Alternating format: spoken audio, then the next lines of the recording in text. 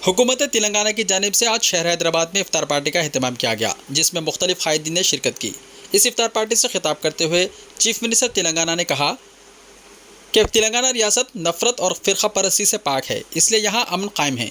आज तेलंगाना मुल्क की वो वाहिद रियासत है जहाँ हर तरफ तरक्की खुशहाली है, इसलिए आज तेलंगाना मुल्क भर में जगमगा रहा है, जबकि सारा मुल्क अंधेरे में है। चीफ मिनिस्टर चंद्रशेखर राव ने कहा कि तेलंगाना में सब ठीक है, लेकिन मरकज़ में कुछ गड़बड़ चल रही है, वहाँ कुछ बीमारी चल रही है, इसको ठीक करना है। मुल्क में बदअमनी पैदा की जा रही है और ये दानिस्ता तौर पर की जा रही है, इसको रोकना हमारा काम है, इसको किसी भी हालत में ख़राब होने नहीं दिया जाएगा। कुछ ताकतें गड़बड़ करने की कोशिश कर रही हैं, लेकिन वो कभी कामयाब नहीं होंगे। किसी चीज़ को तोड़ना आसान है, लेकिन तामीर करना मुश्किल है। बेंगलुरु में किस तरह जहर फैलाया जा रहा है।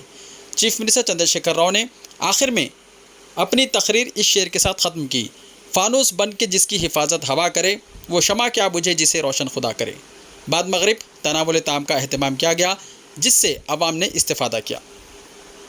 करवाना बहुत बड़ा सवाब है और ये कल्चर है।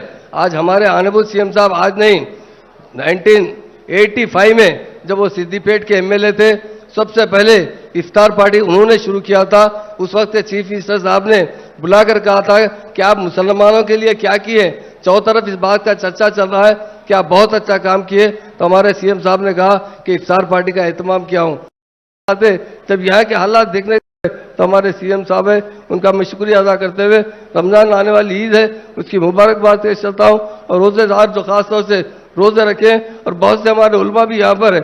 मैं देखता हूँ, मैं सीएम साहब से एक बात कहता हूँ, हमारे जितने उलमा है अगर नमाज पढ़ने के बाद दुआ करते हैं तो पहली दुआ में आपके लिए दुआ करते हैं कि अल्लाह ताला केसीआर साहब को अच्छा रखे, हमेशा सेहतमंद रखे, इख्तिदार में रखे। यह दुआ तमाम के तमाम उलमा करते हैं। कहीं नहीं हुआ आज तक हिंदुस्तान में, हमारी स्टेट में नहीं हुआ, पहली मर्तबा ऐसा हो रहा है। क्योंकि लोग देख रहे हैं हमारे सीएम साहब किस तरह सबसे प्यार करते हैं, मुसलमानों की तरक्की चाहते हैं, उनकी खुशहाली जिंदगी चाहते हैं, उनको हर शोबे हाथ में तरक्की देने वाले कोई लीडर है तो हमारे महान और महात्मा लीडर केसीआर साहब है। उनका दिल की गहराइयों से मैं शुक्रिया अदा करता हूँ। वजीर आला के चंद्रशेखर राव साहब, आप सबसे मुखातिब फरमाएंगे।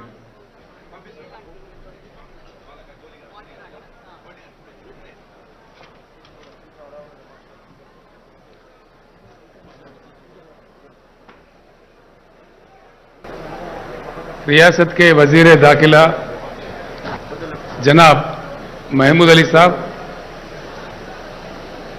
मंच पर एक 7 साल पहले बहुत ही बेहाल रियासत था।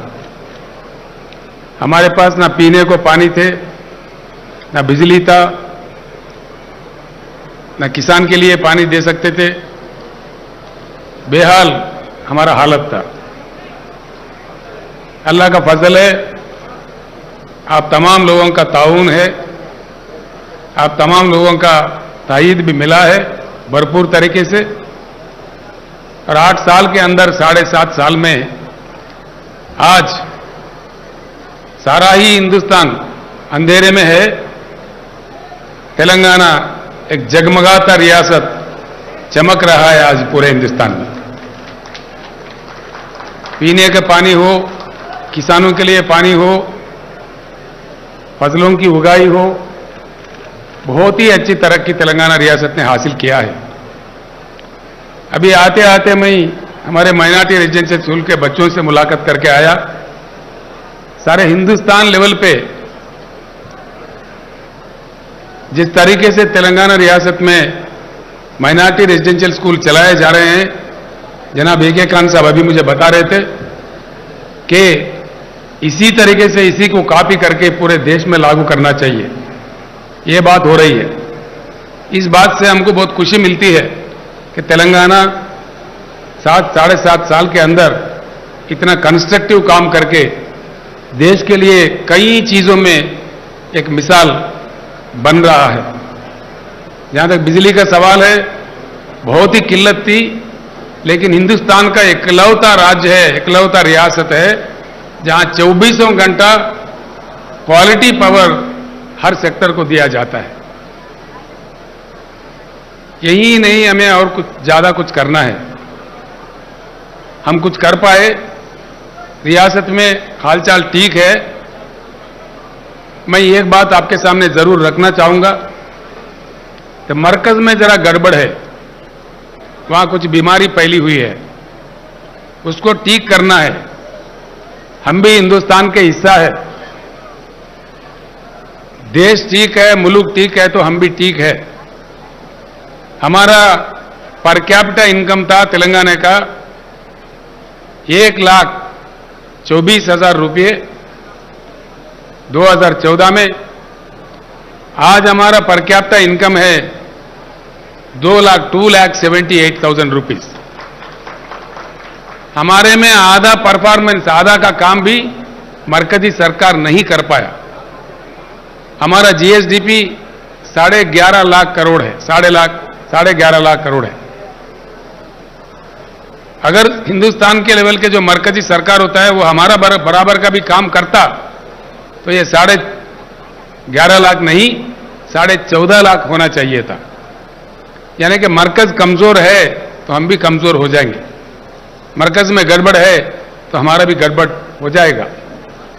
देशवासी होने के नाते हमारा भी फर्ज बनता है, किसी भी तरीके से अगर देश बिगड़ रहा है, देश में बदहाली पैदा किया जा रहा है, खुसूसन किया जा रहा है, उसको रोकना हमारा काम है। देश को किसी भी हालत में खराब नहीं होने देना है। मुझे पूरा आशा है भगवान अल्लाह ताला सबसे ज्यादा होता है, वो हर चीज का गवाह होते हैं। कुछ ताकतें कुछ कर बिगाड़ने के, कुछ गड़बड़ करने के काम करते हैं, इंशाअल्लाह वो कभी कामयाब नहीं होंगे। तोड़ फोड़ना बहुत आसान है, लेकिन किसी चीज को तामीर करना बड़ी मुश्किल है। आज बेंगलुरु जैसे सिलिकॉन वैली ऑफ अमेरिका जो कहलाता है, वहां किस प्रकार का जहर फैलाया जा रहा है हम देख रहे हैं।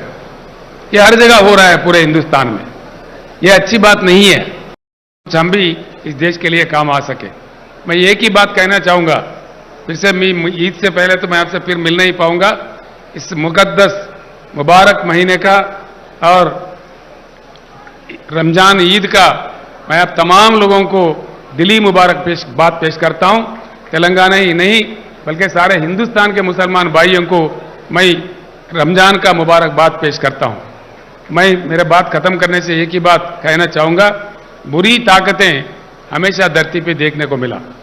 बुरी ताकतों का कुछ तमाशा दिखता है कुछ दिन के लिए, लेकिन आगे चल के जो तामीर भरी ताकतें होते हैं, तामीर के चाहने वाले होते हैं, वही लोग कामयाब होते हैं और इंसानियत कभी खत्म नहीं होता।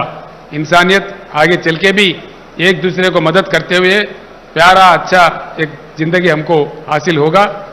मैं इतना ही कहना चाहूंगा कि फानूस बनकर जिसकी हिफाजत हवा करे, वो शमा क्या बुझे जिससे रोशन खुदा करे। खुदा हाफिज।